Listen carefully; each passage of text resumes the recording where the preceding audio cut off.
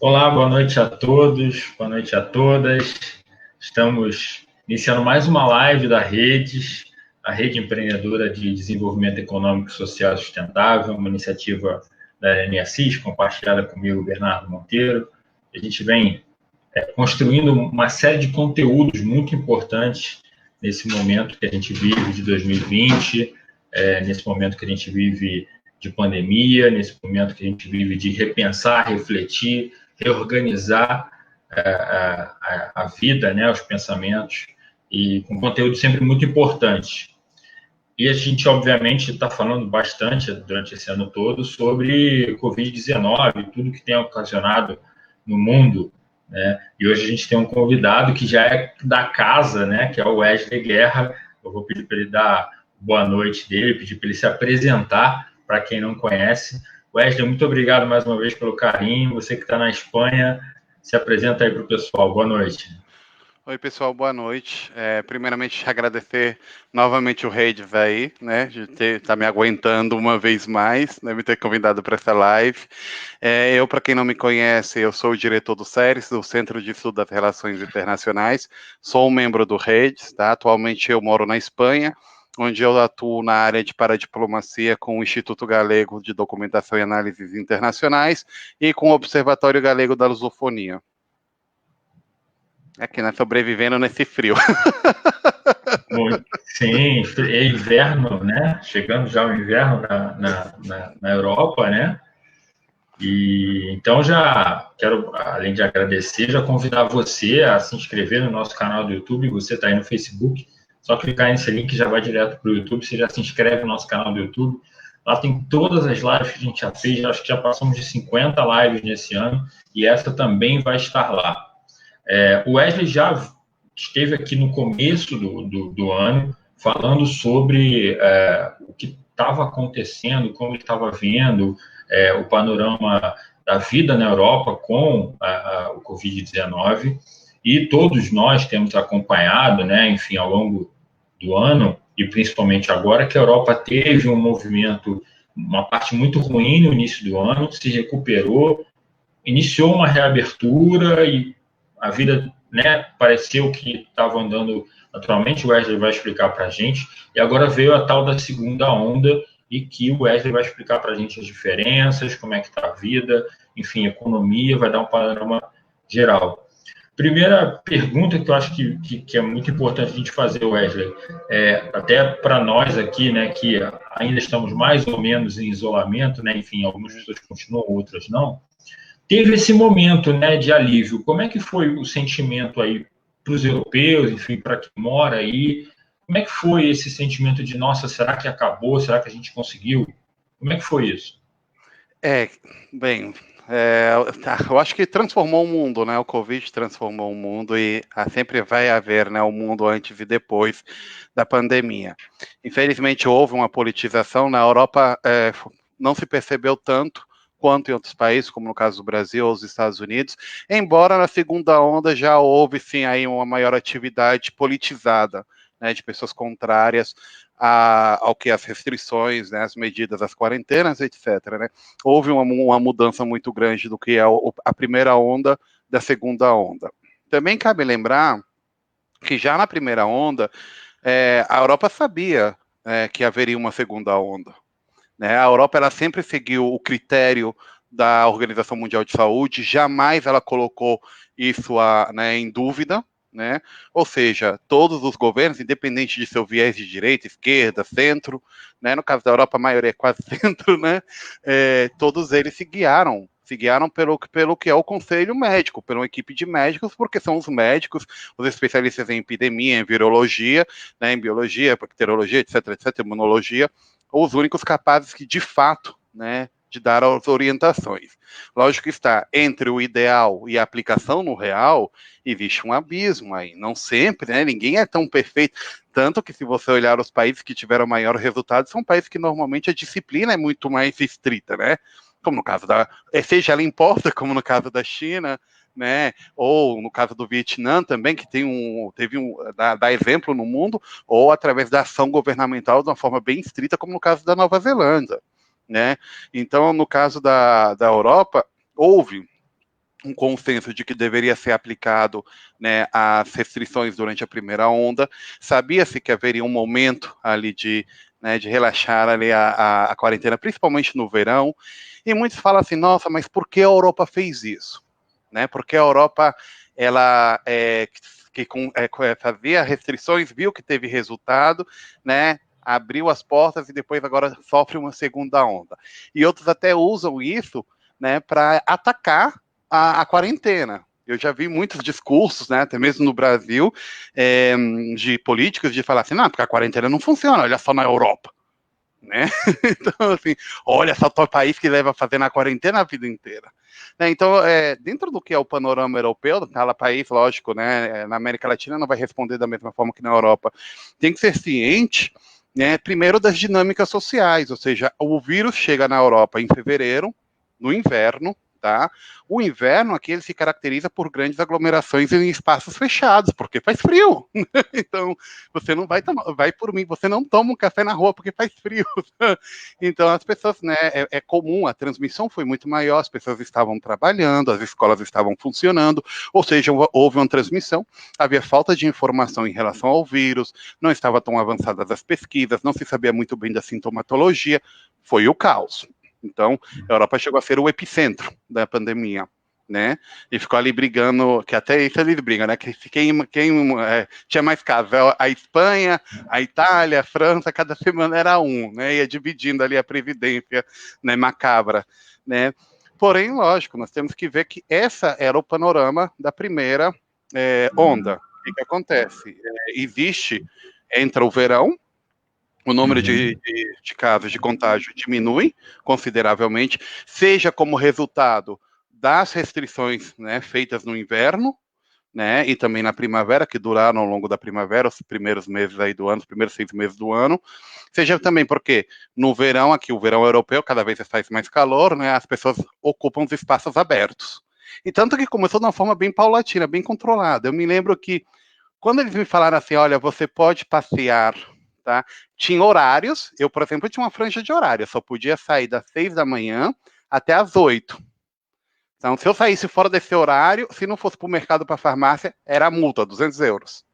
Ou, em alguns casos, até 600 euros, né? E tirando, lógico, se você fosse para trabalhar, mas cabe lembrar que muitas empresas você acabou trabalhando desde casa. Eu vi a minha chefe, eu acho que uma vez faz um ano. Então, tipo, faz muito tempo que eu não a vejo, né?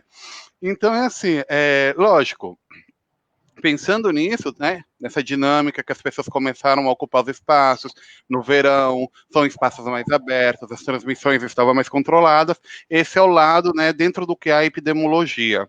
Também nós temos que pensar que os países da Europa, o verão é importante para a economia europeia. Por que ele é importante? França, Espanha, Portugal, Grécia, Itália, são países onde o turismo exerce um peso muito forte na que é a economia desses países, no PIB desses países, né? É lógico, eu acho que não se tem noção do peso do PIB, né, do turismo, quando nós vemos isso desde uma perspectiva do Brasil. O turismo no PIB brasileiro é 3 a 5%, não é quase nada, sabe? A gente pode ficar sem receber turista, né, porque o turismo do Brasil ele é interno, ele é majoritariamente interno, né? Mais de 82% dele é interno. Já no caso da Espanha, você está falando aí de 23, dependendo do ano, lógico, né? Mas de 23 a 30% do PIB. É muito, é muito. Então, lógico, eles decidiram, né, deixar abertas as atividades durante o verão, foi um verão bem atípico, tinha um aplicativo para você reservar o seu espaço na praia, aí tinha uma divisão de 1 metro por 1 metro, aí era muito complicado porque você tinha que ficar com a máscara, né, quando você levantava para poder ir para o mar, aí chegava no mar você tirava. Então, eu nem fui para a praia porque dava muito trabalho. Né? Depois, quando você estava no sol, você podia tirar a máscara, mas se você fosse levantar da toalha, você tinha que colocar de novo. Então, lógico, houve muitas restrições no verão, né, mas todo mundo com a ciência de que quando voltassem, né, quando a temperatura baixasse e o ano começasse, que isso é outra coisa que nós devemos visualizar quando estamos no Brasil. O ano na Europa, por assim dizer, né, o ano, quando eu falo, é o ano acadêmico, o ano bancário, né, ou empresarial, ele começa em setembro. Ele acompanha as estações no hemisfério norte, né? Então, aqui as aulas começam em setembro né? E elas duram até junho, aproximadamente, do outro ano. Né? Então, lógico, quando as criançadas começaram a voltar para os colégios, os jovens para as universidades, e muitos trabalhadores para as suas empresas, muitos haviam viajado, né, internamente na Espanha ou para outros países da União Europeia. Vamos lembrar que havia muitas restrições para ir para outros países, então a maioria das viagens foram internas. O que aconteceu? O vírus viajou com esse povo. Né? E quando você tem as pessoas em espaços fechados, o potencial de epidemiológico é muito maior. Né? Então foi muito engraçado aqui na minha cidade, porque não tinha quase nenhum. Tanto que eu fui com o maior tempo falando, nossa, a Ourense não tem nenhum contágio. Começou no primeiro dia de aula, em uma semana, a cidade ela subiu, né, de 32 contágios, ela subiu para 900. Enfim, é uma cidade que assim, fala, nossa, 900, né? É porque aqui as cidades são muito pequenininhas, né? Então, 900 aqui é muita gente. Então, lógico, em Paris, por exemplo, em Paris, um dia só, eles tiveram 14 mil positivos. Né? Aí também existe toda uma discussão, sabe, Bernardo, que eu até gostaria de ver como o pessoal do Brasil visualiza isso, porque existe toda uma discussão em relação à amostragem e os resultados, né, os testes. E existe um questionamento, olha, eu adoro as redes sociais, ao mesmo tempo eu falo que as redes sociais, elas conseguem ser um câncer para a sociedade, porque ela transformou todo mundo em especialista em epidemiologista, em infectologista, sabe, pessoas que não sabem a diferença, sabe, de uma célula eucariota para uma célula procariota, mas ela já sabe tudo de epidemiologia, sabe, ela já controla, já sabe, nossa.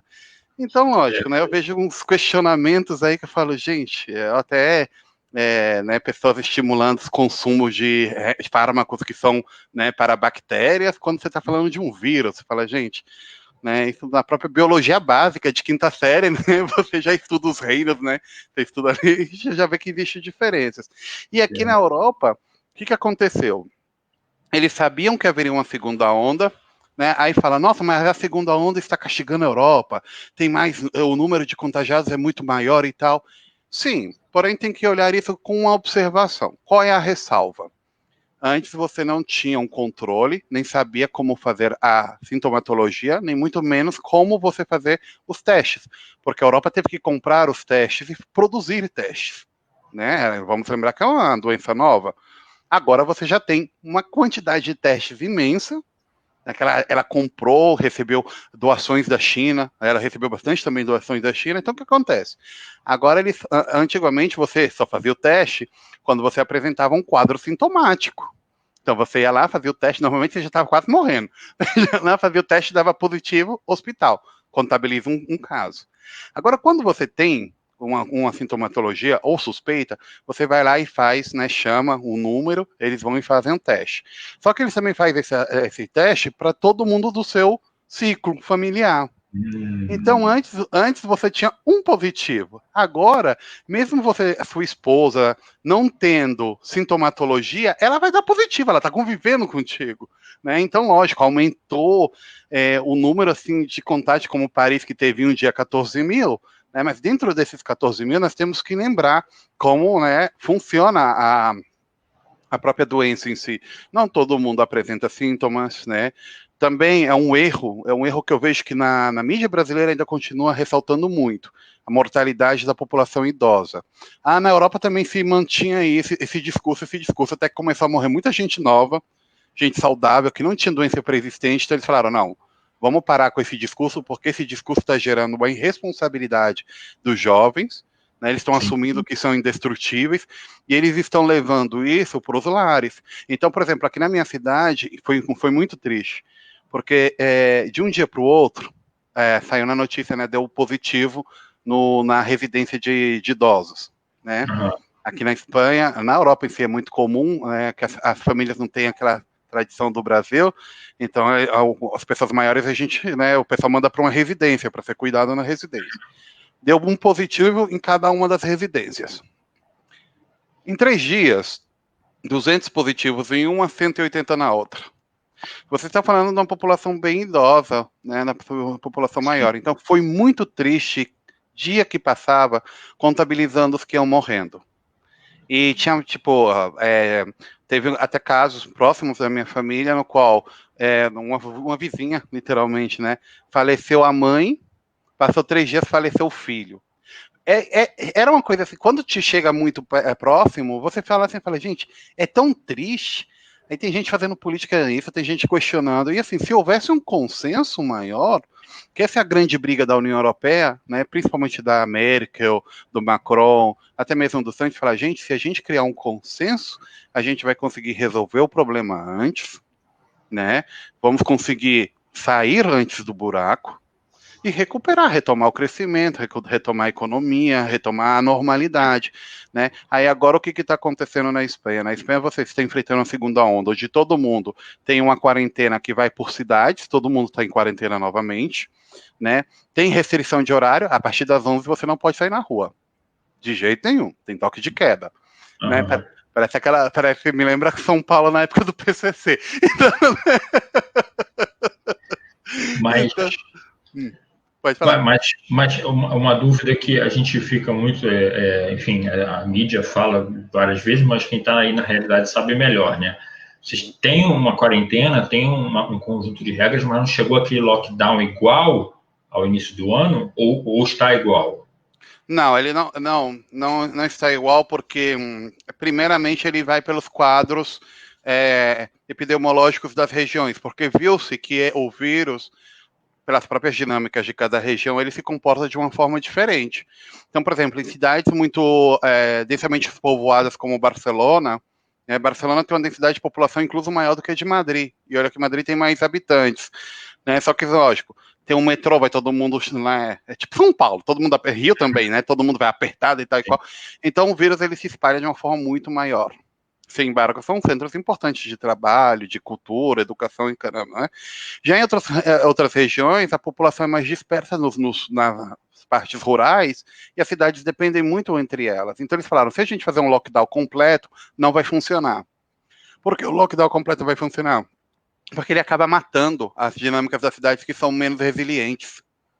Né? Eu acho que esse é o grande questionamento que tem no Brasil, só que no Brasil chegou um grau tão complexo de politização que a própria política ela não consegue entrar em diálogo com as pessoas e falar, olha gente, é o seguinte, a gente tem que sentar e verificar que o lockdown 100%, no caso de um contexto tão grande, não dá certo, ele tem que ser bem equilibrado, mas também a festa da uva também não dá certo, né? Então, lógico, você vive num contexto, aqui a coisa está muito mais controlada, né?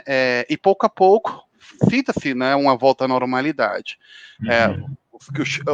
Continuam os contágios, né, porém, dentro do que é uma margem controlada. Porque o que talvez as pessoas não entendam, né, que é um questionamento que eu vejo até mesmo aqui na Espanha, é que eles falam, nossa, mas é um vírus que tem uma mortalidade baixa, Sim. né? Embora ele tenha uma transmissão, a transmissibilidade dele seja muito elevada. Mas assim, primeiro, que as pessoas lembraram, né, sempre eu falo, básico de biologia aí, os vírus, eles são mutáveis, eles mutam, né, para se adaptar ao meio. Né? Tanto que o coronavírus atual, o Covid-19, é nada mais nada menos que a mutação do coronavírus que já existia há muito tempo no planeta, né? Então, lógico, levando isso em consideração, levando que, por exemplo, no caso da Dinamarca, eles já começaram a ser transmitidos através, né, dos furões, aqueles animalzinhos tão lindos. Tiveram que matar um monte deles, né? Eu fiquei, nossa, com uma pena. Mas, então, levando isso em consideração e levando toda a dificuldade que tem, né, eles pensaram, falaram, olha, e o tema das vacinas, depois a gente vai entrar no tema das vacinas, que é bem complicado, porque aí entra muitos interesses e jogos, né, então chegou-se aquilo de falar, vamos tentar fazer uma certa normalidade, porque, né, nós não podemos ser reféns do vírus, mas também não podemos, né, ser omissos em relação a isso. Né, e o que o pessoal não entende é que o grande problema está na transmissibilidade nesse potencial de mudança que tem o vírus. Por quê? Tudo bem, você é jovem, agora no Brasil a metade da população é uma população jovem, a incidência realmente, né, da mortalidade nos jovens é menor, né, sem embargo, você pode estar arriscando aí matar toda a sua população idosa, não somente isso, também as populações de risco, ou pior, saturar o seu sistema de saúde. E assim, muita gente fala isso, fala, nossa, mas morreu, sei lá, né? 30 mil pessoas de Covid, morre muita mais gente de tal. Aí começa a citar aquele monte de doença, né? A pessoa parece um receituário, né? O obituário, mas bem. Só que assim, as pessoas parecem que elas não entendem que se eu tiver 50 mil pacientes de Covid ocupando os hospitais, as outras doenças não vão conseguir passar, não vão conseguir passar pelo controle médico. Então, lógico, aqui na Espanha é um grande exemplo disso. Em São Paulo também já se fez, não sei como está a situação no Rio, todas as cirurgias eletivas foram postergadas, né? Porque assim, ou seja, eu tenho que deixar o leito livre, né? E controlar algo que é transmissível, que possa ter uma derivação maior, e aquelas cirurgias que são de menos importância eu faço depois, né? Mas... Desculpa te interromper, Wesley, aqui um ponto que você mencionou, que eu acho que é muito importante nessa análise, que a gente está vendo isso no Brasil, como, enfim, os estudos avançam, né, a ciência vai avançando em todos os seus estudos, aprendeu-se conjuntos de tratamentos, de medicamentos, de manuseabilidade dos pacientes, né, enfim, técnicas para não se entubar ou ter uma condição melhor do paciente, de repente não internar. Isso deu um alívio no sistema de saúde. Mas, ao mesmo tempo, aqui no Brasil, pelo menos, a gente viu isso, que como a gente não teve uma quarentena tão puxada, tão longa quanto a Europa fez, né, tão severa e tão séria, as pessoas começaram, bom, já que o tratamento está sendo mais eficaz, então, ok, eu vou para a rua, eu vou seguir minha vida. E o que a gente está vendo agora é exatamente isso, assim, o reflexo disso, os casos estão subindo assombrosamente, a gente teve eleições agora que podem ter, a gente não tem certeza ainda, tem só 5 dias, mas claramente pode ter uma contribuição muito grande para essa transmissão. E a gente viu também algumas coisas na Europa do tipo manifestações em algumas cidades da Europa contra uma tentativa de volta à quarentena, lockdown, etc. Como é que você vê isso? Assim, você acha que isso faz um pouco parte dessa falta de diálogo entre a política e a sociedade ou é muito mais do pensamento da cultura? Olha, infelizmente houve uma politização até mesmo na Europa do tema, porque existe um grande desconhecimento, né?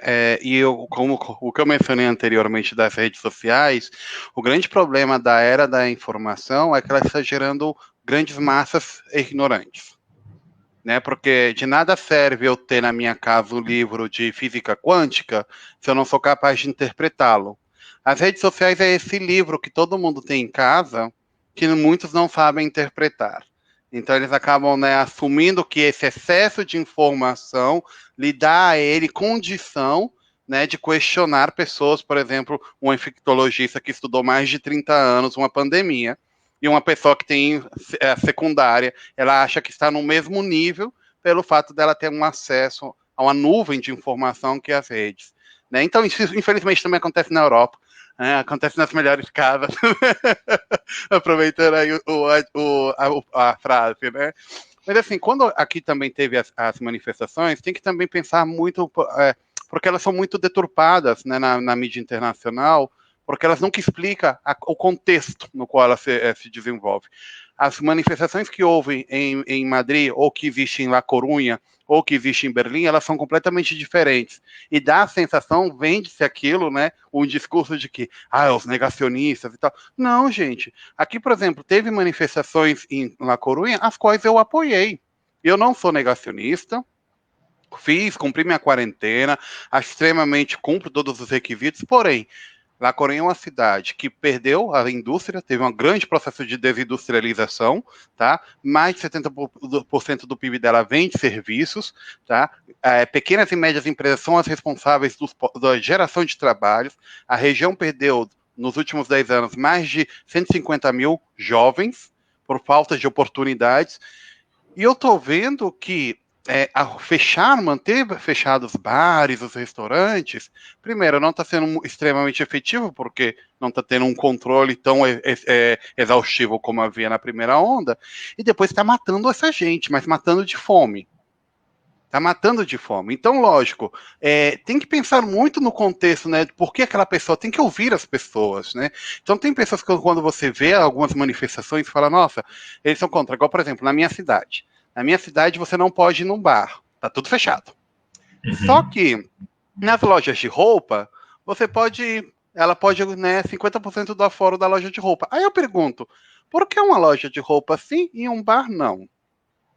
Sabe? Então, lógico, aqui existem manifestações do pessoal de hotelaria, sim, porque fala, olha, são regiões que vivem do turismo e vocês estão matando o setor que emprega, gera renda, e não estão nem sequer tendo ajudas, porque o governo prometeu ajuda e até agora não chegou, né? Então, é complicado. Então, tem que pagar aluguel, né?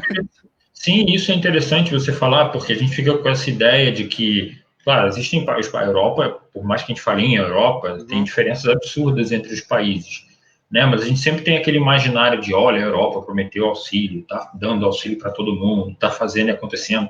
É legal você trazer esse relato para a gente, né? De que nem tudo é essa maravilha que se pinta também, né?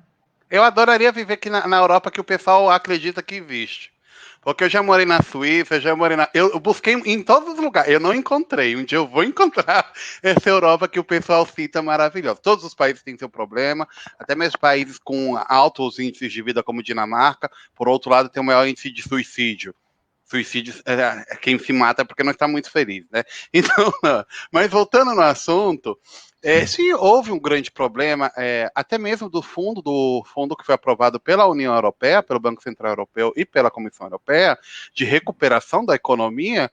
Tá, aprovou-se o dinheiro, o montante é uma coisa que nunca houve na história da humanidade, dá uns 4 plano Marshall, mas nem sequer se desenvolveu as ferramentas de distribuir aquilo. E qual é o grande medo da população? Isso, logicamente, é usado pelos setores mais, né, bélicos da população. É o seguinte: o que aconteceu na crise europeia? Eles usaram o dinheiro dos resgates para salvar as instituições. Esse dinheiro do bônus agora é para salvar a população. Só que eles estão vendo que, por falta de ferramentas, não somente na Espanha, mas também na França, na Itália, em Portugal, eles estão vendo que, por falta de ferramentas, existe um grande risco de que esse dinheiro seja usado para salvar as instituições. Isso faz com que o povo se rebele e fala: eu não vou pagar o lockdown fechando o meu negócio e passando fome. Vocês não estão me dando condição nem para viver, nem para me sustentar.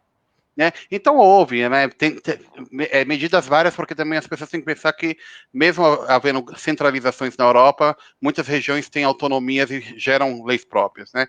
Então, algumas autonomias, igual, por exemplo, aqui na minha cidade, o prefeito ele está dando um montante, né, que varia de 500 a 2.000 euros por cada proprietário de bar. O governo da Espanha ofereceu 7.000 euros. Que o pessoal fala, nossa, que fortuna. Não, gente, é o aluguel do bar. Só isso, não chega mais do que isso, né? Mas lógico, eu sempre. Porque assim, o dia que eu me vi apoiando a greve, eu mesmo me surpreendi. Eu falei, gente, o que está acontecendo? Mas lógico, porque não tinha como falar assim, falar, poxa, eles estão errados. Não. Também não é questão de abrir tudo. Mas assim, tem que ver que muitos do que aconteceu na Europa, né, principalmente o aumento dos casos, foi por falta de consciência cidadã. Então, enquanto tinha muita gente morrendo, tinha gente jovem, aqueles têm o chamado botejão, é muito comum na Europa inteira. Os jovens vão ao parque com garrafas de bebidas, e é bebida destilada, a galera que bebe pesada, né? Aí mistura Coca-Cola com whisky, com vodka, é uma coisa que vira um petróleo, assim, que eles bebem e fica bêbado rindo no parque. É muito comum aqui. Já proibiram, já fizeram de tudo, mas o pessoal faz. Então, poxa, você está tendo uma restrição, gente morrendo, mas um monte de gente responsável fazendo isso, sabe? Então, lógico, tudo passa, né? Eu acho que é impressionante, né? Nós não aprendemos nada da peste negra, nós não aprendemos nada da gripe espanhola, nós não aprendemos a higienização, gente, o higienismo, ou seja, estimular a população a lavar as mãos, lavar os dentes e tal. O ser humano só chegou ao nível de vida que tem atual e a esperança de vida atual de mais de 70 anos, porque a diferença das outras, né, culturas e da sociedade humana, né, no passado, nós adquirimos hábitos, né, de higiene. A higiene é o passo de tudo. Né? E também a consciência. Por que no Japão, por exemplo, não foi necessário fazer um lockdown restritivo 100%? Porque a consciência social da sociedade japonesa, o japonês já usava máscara anos antes. Porque o japonês, tipo, tô resfriado, já coloca a máscara para não incomodar os outros, ou ter a possibilidade de transmitir os outros.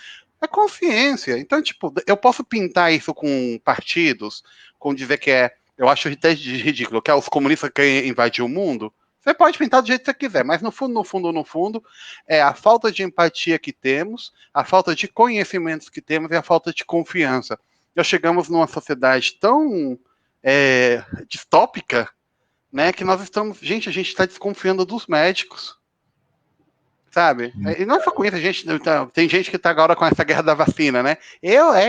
Como é que o governo... Gente, eu nunca vi isso, o governo ter que gerar uma lei para obrigar a vacinação. Olha o ponto que nós chegamos, sabe? Então, que é algo assim que, se falasse isso 10 anos atrás, era algo impossível de pensar, né?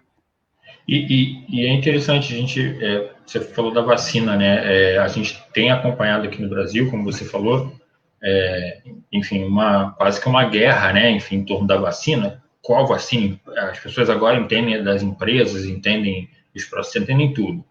E eu queria saber como é que está aí na Europa, assim. Creio que deve existir alguns grupos que se manifestem dessa forma, mas como é que está isso? Existem parcerias já feitas? Como é que está o pensamento da população? Como é que tem alguma previsão mais otimista? Olha, a Europa, tá? Não houve uma discussão tão profunda como houve no Brasil, de fato, nem sequer essa discussão de que vai comprar, não vai comprar, vai ser de um lado, vai ser do outro, né? Eu acho que a grande maioria do senso comum os espanhóis falam até brincando, pode vir até de Marte, curando é o importante, tá? Pode vir de onde seja os alienígenas querendo dominar o planeta, mas que seja, né? Lógico.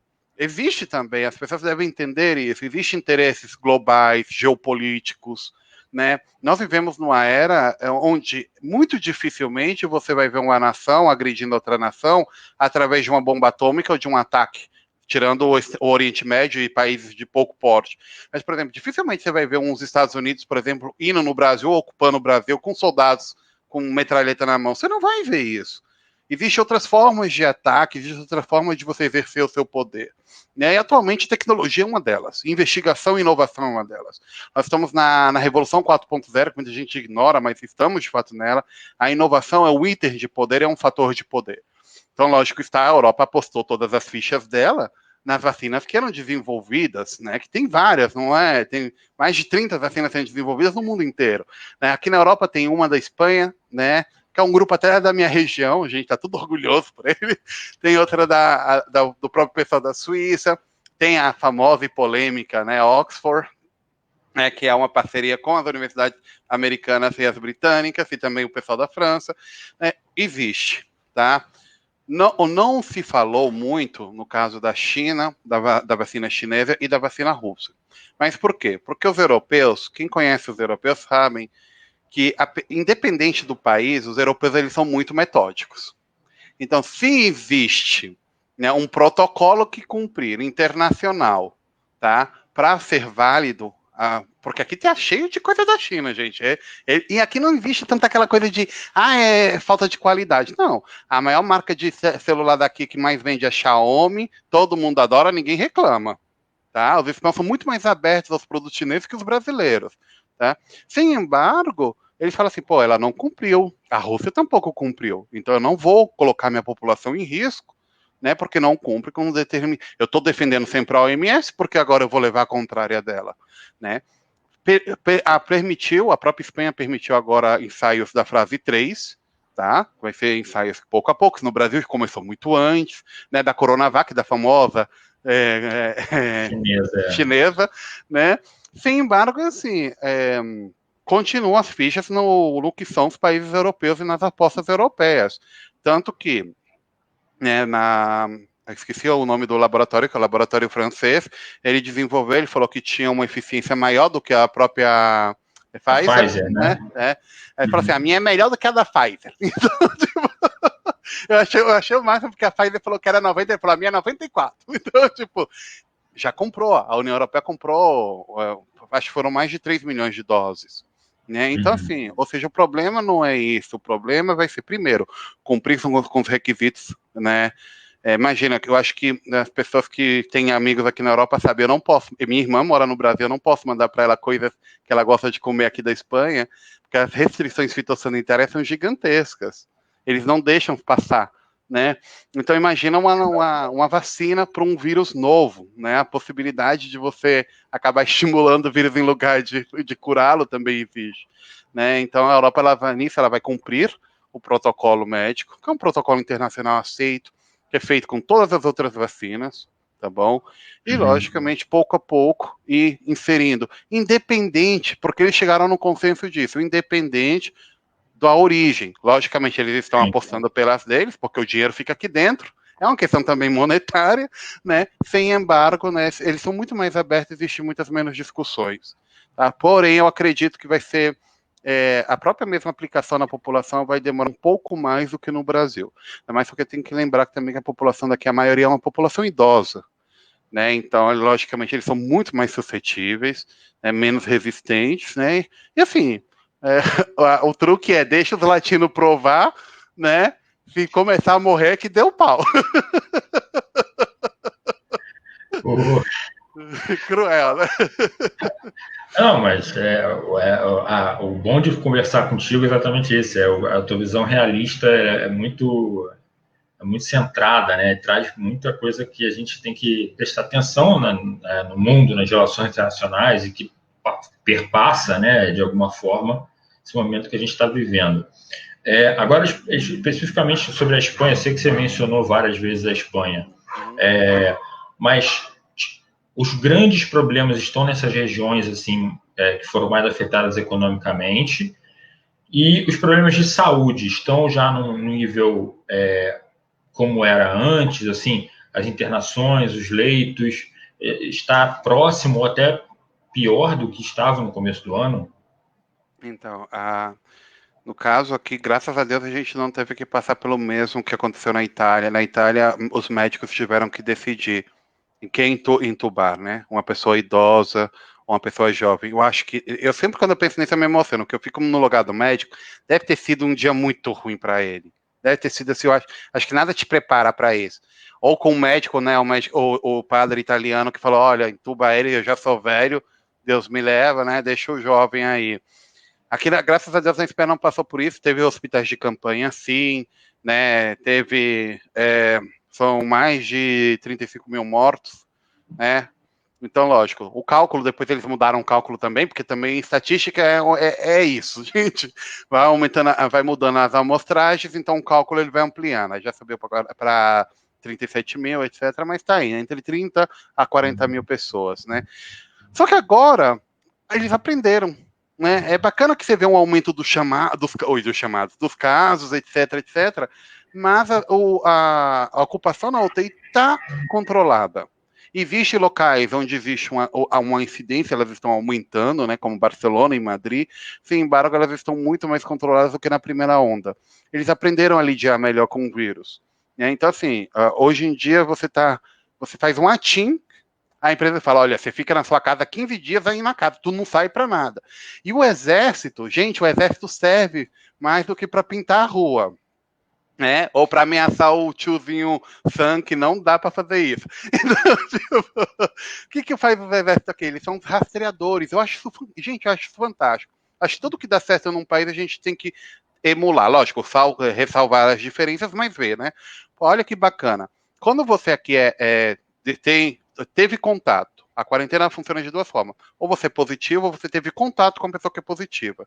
Você fica na sua casa, né, de 10 a 15 dias, com licença, né, do médica. Tem um rastreador do exército que ele liga para você, para saber se você está na sua casa, o que você fez, se você precisa de algo, etc. Então é muito bacana. Teve até uns doidos que tentaram escapar e encontraram ele. Porque ligou o rastreador, o cara tava no mercado, você não acredita? Passando o vírus para todo mundo. Então, assim, é bacana você ver como houve uma aprendizagem. Houve uma aprendizagem. Lógico, eu acho muito triste, né? Como a gente usa a desgraça alheia para reforçar nossos pontos de vista. Hoje em dia parece que tudo virou isso. né? Então vai ter mais lá na frente pessoas que vão ver o resultado catastrófico que vai ter essa pandemia na economia europeia, é falar, nossa, tá vendo como ele está errado, como o médico não sabe de nada, como não sei o quê, como que é fulano, como que é ciclano, e vão buscar responsáveis, que não existe responsáveis. É igual que tentaram responsabilizar a China. China não é responsável, até hoje não se sabe exatamente a origem do vírus, né? Acham que já estava circulando muito antes de ter uma eclosão na China, né? Vão tentar culpabilizar forças de esquerda e de direita, líderes de um país ou de outro, um partido ou outro, porque se uma vacina ou outra, se lockdown ou não lockdown. Ninguém de fato sabe lidar com essa situação 100%.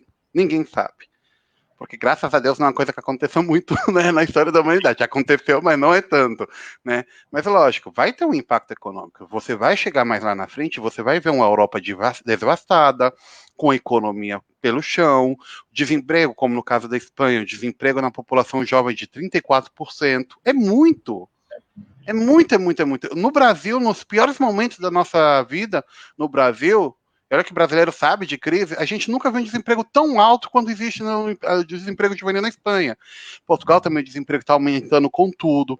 Na França também, você está tendo ali pessoas que precisam de auxílio, pessoas que estão indo comer, fazer fila, porque o brasileiro, ele vê uma Europa, igual que ele vê uns Estados Unidos, né? Vê Manhattan. Eles não vê que lá embaixo de Manhattan, no Bronx, tem os comedores sociais e tem filas e filas. Né? Eu acho engraçado que quando ele vê isso, ele fala, é latino, é imigrante. Nunca é o nativo, mas não. Americana. Exatamente. Ou se vê aqui e fala, é o imigrante. Não, você vê espanhóis lá, e é triste, mas vê espanhóis, né? Graças a Deus, eles estão tentando fazer umas leis para proteger mais as famílias, para que os bancos, né, por falta de pagamento, não tomem a casa, né? As leis aqui são muito mais estritas que no Brasil em relação aos impagos, né?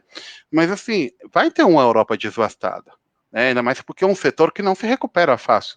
O setor de turismo e hotelaria, ele não se recupera fácil, né? E o governo vai ter que olhar prioridades, né? E você vai ter ali momentos bastante, que isso pode, sem dúvida, fortalecer discursos bem alterados que possam afetar mais ainda o andamento das coisas, né? Então, o vírus, né, foi muito bacana porque a Christiane Lagarde e o diretor também da OMS, né, pessoas instituições completamente diferentes, né? Ela é economia pura, pura e crua, ele é saúde, né? Os dois chegaram na mesma condição. Ele falou assim, gente, a vacinação é só o começo do fim. Até chegar ao fim, é quando tivesse passado todo o efeito que vai ter nisso. E é que eu falo, a Europa, com toda a estrutura que ela tem, e quando eu falo estrutura, não me refiro à infraestrutura, mas à estrutura política, econômica, suas saídas, suas parcerias, etc., né? Ela vai se ver extremamente afetada, quem dirá países dependentes como o Brasil, como a América Latina, né? Então, assim, alguns estão se alinhando de uma forma sábia, né? Outros estão esperando para ver o que vai acontecer, mas sem dúvidas vai ter um impacto gigantesco, né? E esse impacto a gente não pode politizar. E se as pessoas continuarem nessa briga, que é uma coisa que, ainda bem que aqui na Espanha, né, eles estão brigando por outros assuntos. Então, eles não entraram nessa discussão porque seria muito complexo. Quando eu vi no Brasil o tema agora recente, Bolsonaro-Dória, né? Aqui na Espanha houve algo muito próximo em relação ao governo de Madrid e governo central. Porque o governo de Madrid, a governadora de Madrid, ela não queria o lockdown. E o governo central insistia que sim, né? E o governo central, antigamente que ele tinha feito a quarentena, ele deu a autonomia. Ele falou, olha, cada um dos estados da Espanha pode ou não fazer o lockdown. Só que chegou um momento que ele falou, olha, vai ter que fazer. E ela brigava com eles. Então, tipo, o pior é que nessas 2 semanas que eles ficaram brigando, morreu uma porrada de gente que não tem nada a ver com o assunto, que acaba sendo vítima. Né? Então, eu acho que vão ficar muitas lições. A gente falou isso na primeira live, que ia ter muitas lições, continua havendo muitas lições, e assim, vai ter mais lições ainda, né? Vamos rezar para ver quem vai sair forte disso, né? Eu espero que Sem dúvida. Sem dúvida, sem dúvida. Eu acho que é uma coisa que a pandemia, né, como um todo, vai trazer para a gente são lições, são aprendizados, são reformulações, né, de ideias. Assim esperamos, né, que pessoas reformulem suas ideias sobre vários assuntos. principalmente a gente continue acreditando na ciência, enfim, naquilo que realmente é sério, né, e faz a diferença. De fato, o que você me falou me gerou uma pergunta que é o seguinte: na Europa ainda se continua nesse mesmo conceito, né, de que a vacina vai ser o início do processo, né, de se erradicar o vírus, ou pelo menos dar uma boa trégua, né? Dizem que vai ter um tempo de imunidade, enfim, talvez 2 anos, mas que seria uma boa trégua para começar a dar um alívio na população. Mas já se fala na Europa sobre. Você mencionou a Dinamarca, do caso de mutação, mas se fala em outras mutações locais, ou até mesmo numa terceira onda, isso já é um assunto recorrente? Rapaz, levantaram essa questão hoje, essa semana. Da terceira onda eu quase infarto, que eu já não aguento mais ficar em casa. Mas sim que se fala de uma terceira onda. Infelizmente, assim, a Europa, elas são 500 milhões de pessoas, com um fluxo de pessoas muito grande, com um fluxo de mercadoria muito grande. É muito difícil você controlar, né, a imunização de toda essa região, com todas as diversidades que existem. A Europa é muito dispar, né? Não é o mesmo Portugal que França, que Noruega, ou Moldóvia com Itália, com Reino Unido. São países completamente diferentes, dinâmicas diferentes, distribuição, porém muitos integrados entre eles. Então, assim, se fala também o grande temor, né, é que pensem, é que justamente pegaram agora no talão de Aquiles, né, que é em todo o sistema público, né, de saúde, a importância do sistema de saúde, mas também eu sempre faço a analogia da pessoa, de um paciente de câncer, né? É muito difícil a luta e não todos conseguem vencê-la.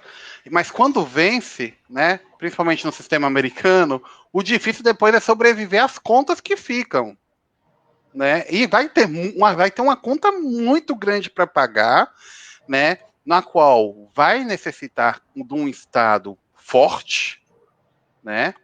E aí, lógico, aí você entra na matriz de todos os problemas, né?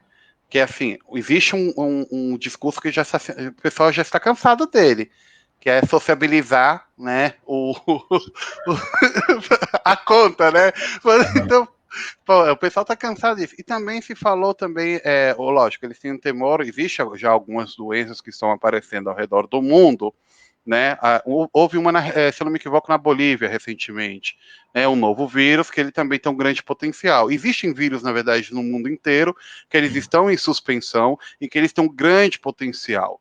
Por quê? Uma coisa que se sabe, né? E isso já é uma coisa que se discutia no Rio 92, depois em Copenhague, né? Depois no Rio mais 20, então, sempre se discutiu isso, que é conforme você destrói o meio ambiente, né, aumenta as possibilidades de pandemias. Era uma realidade, a ONU cansou de falar isso, os ambientalistas cansou de falar isso, né, mas a gente sempre ignora, né, os ambientalistas. Eles são sempre piadas. Basta ver a Greta, né? São sempre piadas. A gente nunca escuta, né? Sempre são ridicularizadas, etc. Então eles falavam, olha, então a Europa meio que ela sabe que fala, olha, isso aqui é só o começo. É melhor a gente aprender e fortalecer e fazer bem as coisas agora, porque pode vir coisa pior. E assim, são coisas piores assim, imagina, os pronósticos do relógio do fim do tempo. Eu adoro o relógio do fim do tempo. Fala, olha, vai faltar água. A Europa já existe grandes locais com grandes faltas de recursos hídricos. Porque é um continente pobre, né? Em recursos hídricos, tirando o norte da Europa, que tem os grandes rios. Depois, você tem também problemas de hambrunas e fome.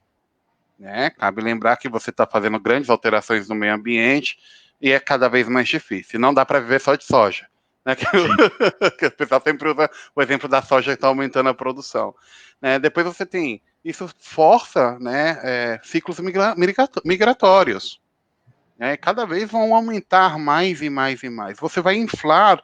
Então a Europa fala assim: nossa, eu vou ter um sistema cada vez mais inflado, com maiores demandas, com menos recursos. Então é bacana, né, como eles estão repensando tudo. Ainda não tem a solução. Se te falar que tem uma solução é mentira, ainda não existe uma solução. Né? Mas eles estão repensando tudo. Quando venceu agora o Biden, né, ainda não foi decretado, porque só quando se reúne as escolas, homologa o título, etc, etc, mas né, se dá por vencido ele. Então, assim, eles pensaram, bom, que bacana, porque a gente vai ter um homólogo nos Estados Unidos, um país forte, para poder, e aí que é a importância, para poder ecoar o discurso, que é uma coisa que eu acho que os brasileiros, eles estão aprendendo de uma forma bem cruel, a importância do discurso. Quando o seu líder se alinha com o outro que tem um discurso parecido, né, eles podem caminhar junto. Isso nunca vai colocar eles no pé de altura. Tem gente que agora tá chateado com o Obama, você viu, né? Sim, foi entrevista com o Pedro Nunca Bial. foi santo, Biden também não é um santo, não é um líder de esquerda maravilhoso. Não, nem de esquerda ele é. E assim, não pensem, muita gente pensa assim, a Europa, qualquer coisa que fala Europa é esquerdista. Não, a Europa ela está aprendendo desse problema, sabe que vai vir problemas maiores, né? Lógico, só que ela sempre quer atuar de uma forma racional. Ela falou, eu não vou também fazer aqui um bunker, né, anti-zumbi, porque de momento eu não tenho um porquê, mas é melhor prevenir, porque olha, os países que se deram melhor na pandemia foram aqueles que tinham um sistema de saúde público forte. Né? Isso aconteceu com o sistema espanhol, muito forte, o sistema francês também é forte, o alemão também extremamente forte, então eles conseguiram sair melhor. O britânico teve que ter uma grande intervenção pública, porque ele estava com um processo de privatização, e eles voltaram atrás, falou, não, vamos manter isso aqui público, porque senão... E foi engraçado também, né? A aprendizagem da Inglaterra também é outro caso aí que a gente viu, aprendeu na marra, mas aprendeu. Sim. Com o próprio primeiro-ministro, né? O Boris Johnson sendo vítima, né? Pegou. É impressionante a mudança do discurso dele, né? Você percebeu? Foi impressionante, sim. Não, e assim, é de sábios, né, gente? Eu acho isso até perfeito. Eu adoraria, independente do país onde eu moro, tiver um líder que ele fosse capaz de reconhecer quando errou. Porque reconhecer, assim, jogar na cara de falar, tá vendo? Como eu tinha razão. Né? Vamos citar nomes aos bois. Falar um para mim, né? Ou um para Bolsonaro em relação à vacina, né? A vacina do coronavírus, quando teve o falecimento daquele rapaz voluntário, né? Que ele, na verdade, se suicidou. Gente, o que dizer? Né? É um comportamento bastante inaceitável. Eu adoraria que essa pandemia, pelo menos, ela servisse para a gente escolher um pouco melhor os nossos líderes e que nós temos exemplos, né? Como o Boris é um ótimo exemplo disso. O cara reconheceu, falou, não, olha, tô errado, eu vou fazer as coisas direito. Sabe? A América, no começo, ela queria assim falar, não, vamos fazer tudo muito light e tal. De repente, a mulher fechou a Alemanha aqui. Parece uma caixa forte, sabe? Na Bélgica, exatamente a mesma coisa. A Bélgica demorou muito tempo tomar medidas. Quando tomou, também fechou tudo. Porque assim, a Suécia também, né? Suécia, que era, todo mundo usava, né, para desculpar não haver quarentena. Exatamente. Ela aprendeu na marra. O próprio Milão, gente. Milão foi o primeiro exemplo. Ele fala, não, vamos deixar Milão aberto, Milão não pode parar e tal, né? Tinha até a campanha que não podia parar. Pô, os caras... E assim, o bacana... Eu acho isso digno, muito digno, né? É bacana. Eu votaria 1000 vezes na pessoa que fosse capaz de chegar assim na frente da televisão e falar assim, olha, eu errei. Vamos fazer direito, sabe? Não ficar teimando no erro, né? Mas... E olha que eu moro na Espanha, que dizem que é terra de teimosos. E é muito legal isso, né? Porque a gente tem, enfim, é uma tragédia global, vidas incontáveis estão sendo perdidas, erros equívocos enormes estão sendo feitos, mas a gente consegue extrair bons exemplos, né? E isso gera aquele calorzinho de esperança ainda, né? Eu acho que isso é bacana. Você falou dos disputas, dos cabos de força político, né?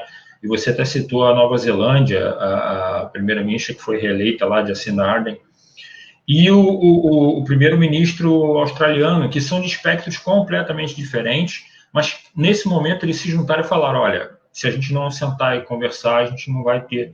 E conseguiram chegar num ponto muito positivo, tanto para a Austrália quanto para a Nova Zelândia, né? Então, isso que é política, né? Exatamente.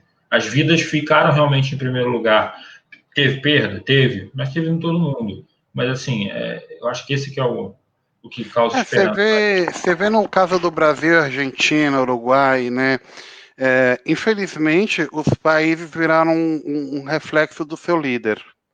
né? Os líderes da América Latina, não só da América Latina, né? Mas o exemplo da América Latina é muito visível, ou do continente americano, né? Tirando o Canadá, que é o mundo à parte, mas assim, você vê, né, como são líderes populistas, né, e carismáticos. Eles juntaram duas figuras de líder em um só, e é praticamente que uma divindade. Não existe uma preocupação, nem um discurso, nem um diálogo político. Eu sempre falo para as pessoas, quando eles criticam o governo, né, até mesmo eu brigo com um pouco dos meus amigos, falo, gente, oposição também é governo. Sim. Oposição também se senta no Congresso, também se senta no Senado e ganha por estar lá. Também te representa. Então a política não é feita só dos que têm maioria, os que têm minoria também. Então cobra também deles, né? Então assim, é bacana, como você comentou, pessoas que têm espectros completamente diferentes, como eles sentaram e dialogaram. Isso eu acho extremamente louvável, né? Isso eu vi o exemplo, estive em Portugal nas minhas férias, eu vi o exemplo em Portugal como eles criaram um consenso de falar assim, olha gente, vamos ter que fazer muito sacrifício, depois eles reabriram, depois fecharam de novo e tal, mas existia consensos, né? Na Espanha foi a trancos e barrancos, mas também houve um consenso. Na Itália também, os italianos são extremamente bélicos entre eles, conseguiram também um consenso. Ou seja, é importante quando você tem um momento de pandemia, né? Você ter um consenso que vive a população. Né, porque mais lá na frente, é o que eu falo, gente, o resultado da doença vai ser muito maior. Né? O pagar esse tratamento vai ser maior. Não existe nada gratuito. Nem o SUS é gratuito, gente, é pago por imposto. Então, assim, nada é gratuito, né?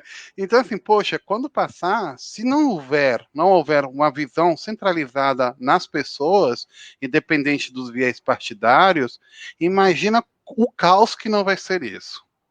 Quando você tiver outros problemas, vai ter pessoas com desemprego, sabe? Como você, porque assim, na Espanha, eles sempre foram muito contrários ao assistencialismo com a chegada dos imigrantes. Antes não, mas quando começaram a chegar os imigrantes, e os imigrantes também tiveram direitos ao assistencialismo, só os que eram legalizados ou em grau de refugiado, eles começaram a ser contrários. Aquele discurso de não, não, não, não. Só que agora eles são os primeiros que estão pedindo. Quem está pedindo assistencialismo são os empresários que fala, olha, não tenho como pagar o meu aluguel, a minha luz, a minha hipoteca, meus funcionários e tal. Né? Então, assim, a gente é triste, né, de ver isso, mas tem que doer na gente para a gente poder defender coisas que é justiça social, né? Eu me lembro daquele live que uma vez a gente comentou sobre justiça social. Sim. E agora, essa pandemia, eu espero que dentro de uns 5 anos, a gente converse e dê risada e falar, nossa, como o mundo melhorou. Parecia que ia o caos, mas melhorou. Eu trato de ser positivo, embora seja cada vez mais difícil nesse mundo que nós vivemos. Né? Eu acredito que sim, haverá uma reflexão aí, da mesma forma que pessoas como o Boris, ele refletiu e falou, não, eu posso deixar parcelas abertas no mercado e tal, mas algumas coisas de fato são direitos. Né, de fato são direitos da sociedade, ou seja, a pessoa tem que ter o direito de se educar e de ter uma boa escolaridade, ela tem que ter o direito a ter saúde, ela tem que ter o direito a transporte, tem que ter direito a ter água, energia. Com isso, aí sim, depois você pode falar de meritocracia, o caramba 4 e tal, né? E eu acho que é bacana, porque a pandemia meio que está forçando todo mundo a refletir isso, né? Sem dúvida nenhuma. Eu acho que é bem por aí o discurso. Wesley, estamos chegando a quase uma hora de live. Não sei Passa se você rápido. tem alguma outra consideração, alguma outra análise sobre a Europa. Eu te deixo para dar suas considerações finais, por favor. Muito obrigado mais uma vez pelo carinho. Não, eu que agradeço, e assim, uma coisa que eu comento, né, as pessoas, foi uma coisa que eu comentei no começo, na verdade, né, as pessoas elas devem ter muito cuidado na hora de julgar o que é a pandemia, o que é o coronavírus, o Covid, chame como você quiser, os efeitos que ele tem na sociedade, né, não relativizar, não minimizar, né, não esperar que seja alguém, que você tenha que enterrar alguém para valorizar a vida do seu vizinho, sabe? A vida. Porque é muito engraçado, né? Nós somos os primeiros a apontar o dedo quando vemos alguém na televisão, um bandido. Ah, esse merece morrer. Né? Eu já ouvi muito bandido bom e bandido morto, né?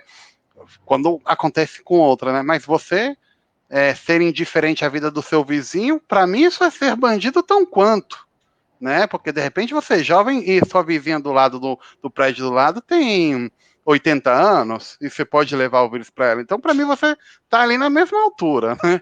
Então, acho que as pessoas têm que ter cuidado. E quando elas forem falar da Europa e visualizar a Europa, né? Não visualizar como um espelho para manutenção da minha visão política, seja ela de um lado ou de um outro, mas sim ver o que aconteceu, o que se pode aprender, o que se pode melhorar, porque tudo na vida pode se melhorar, tá?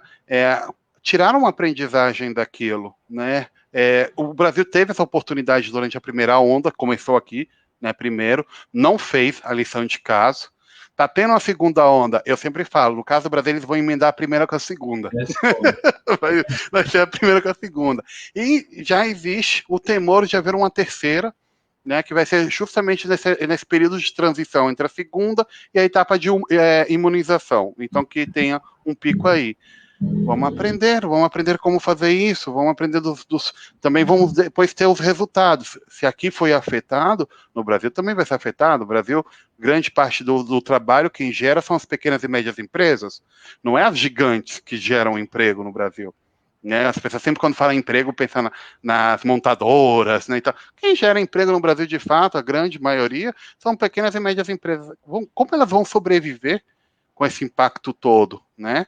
Então, assim, eu sempre falo, fica a lição, todos temos que aprender, todos temos que deixar um pouco esse egoísmo partidário ideológico e realmente aprender um com os outros, né? O exemplo que o Berro usou da Nova Zelândia e Austrália, eu acho que isso é perfeito, porque mostra direito, né, como você consegue dialogar com pessoas que pensam diferente. E outra coisa, gente, não se equivocar nunca em relação ao conhecimento. Você ter acesso ao conhecimento não lhe transforma em um especialista. Você não vai, salvo que você estude medicina, passe na USP, você não vai saber mais do que um médico, que um doutor, do que um infectologista, não. Vamos respeitar a carreira das pessoas, vamos respeitar o conhecimento das pessoas. A gente exige tanto honestidade no governo, fala que não quer um país corrupto, fala que quer, né, pessoas de bem, né, no poder e tal, mas vamos respeitar, então, as pessoas que dedicaram a sua vida a estudar, que estão batalhando, que estão na linha de frente. Vamos respeitar os médicos que estão lá, as enfermeiras que estão lá, e estão todo dia ali convivendo, que é muito duro com isso, e que depois a gente, na comodidade da nossa cadeira, dos nossos escritórios, ou da nossa casa, a gente acha que tem a capacidade intelectual de julgar essas pessoas, julgar o conhecimento delas, tá? Isso não enriquece nada a população. Isso não enriquece nada a população, não te faz melhor no Facebook, nem nas redes sociais, nem nada. Isso, na verdade, isso mostra como o ser humano, ele, em vez de viver numa era de informação onde ele evolui, ele está vivendo numa era de formação de mediocridade. Nós estamos transformando, colocamos na moda ser medíocres e ser ignorantes. Então, acho que ainda está a tempo para a gente aprender. E é isso, brigadão. Sem dúvida, Wesley. Muito obrigado, mais uma vez, sempre ótima a sua contribuição, sempre muito legal conversar com você. Lembrar a todos que essa live vai estar no nosso canal do YouTube, se inscreva aqui no nosso canal do YouTube, só clicar nesse link aí, já vai direto para fazer a sua inscrição. Se quiser conhecer um pouco mais, apoiar o nosso projeto, lá no Apoia-se, você vai poder ver e conhecer um pouco mais, e quem sabe nos ajudar a continuar essa jornada muito importante. Você acessa o nosso site, veja os nossos textos, nossas postagens no Instagram. É muito importante também eu lembrar, Wesley, nossa live já estava marcada, é importante ressaltar isso. Hoje a gente vive o dia da consciência negra, né? Hoje, 20 de novembro, e a gente amanheceu, é claro, todos os dias temos notícias tristes de racismo, de violência absurda, covarde e medíocre contra pessoas de minorias, e aqui estamos falando especificamente de negros, e hoje amanhecemos com mais uma notícia absurda, de uma agressão até a morte de uma pessoa negra, dentro de um mesmo supermercado, da rede Carrefour, e que faleceu depois de apanhar até a morte. Queríamos estar aqui fazendo uma live falando sobre o pensamento da consciência negra, vamos fazer, mas mantivemos a nossa programação, mas eu não posso deixar, me incomoda, eu não posso deixar de dar esse recado. Assim como a pandemia nos remete a sermos mais coerentes e olharmos mais para o outro, vamos olhar um pouco mais para o outro também e perceber que essa idiotice de julgar as pessoas pela cor da pele ou de achar que você é mais ou menos por qualquer outra razão que seja a cor da sua pele, é simplesmente, unicamente, uma tremenda idiotice. Eu estou realmente muito tocado por tudo que está acontecendo, porque a simbologia do dia e tudo que tem acontecido, enfim. Então, que a gente possa aprender nesse ano de 2020 muito mais do que só com a pandemia, mas com tudo isso que está acontecendo e tudo isso que a gente vem presenciando nesse ano, né? Então, vamos tentar melhorar cada vez mais. Gente, muito obrigado, uma boa noite. A pandemia está aí, não acabou. Se cuidem, álcool gel, use máscara, se puder ficar em casa, sempre bom. Obrigado, boa noite. Obrigado aí, boa noite. Tchau, tchau.